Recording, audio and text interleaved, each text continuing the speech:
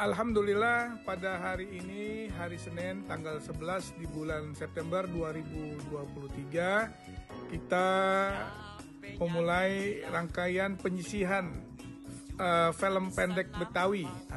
Ini Alhamdulillah berada di ruang teater Muhammad Reza Hafiz, kampus 2 UIA.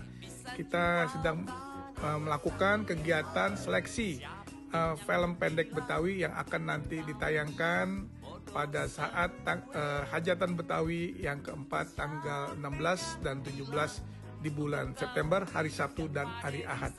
Hari ini babak penyisihan ada 23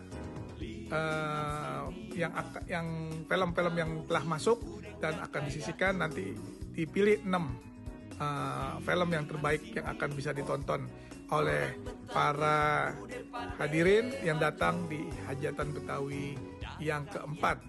Ya, bisa ditonton kalau pada hari Sabtu sejak pukul 1 setelah pembukaan sampai jam 5 sore.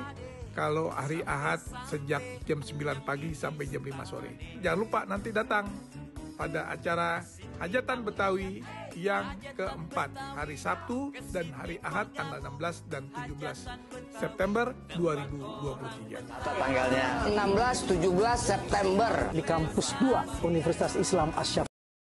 Rame, pokoknya apa aja yang berbau Betawi ada hadir ya. Jangan lupa datang ya, hajatan Betawi ke tempatnya Pandai Lami, Silaturahmi.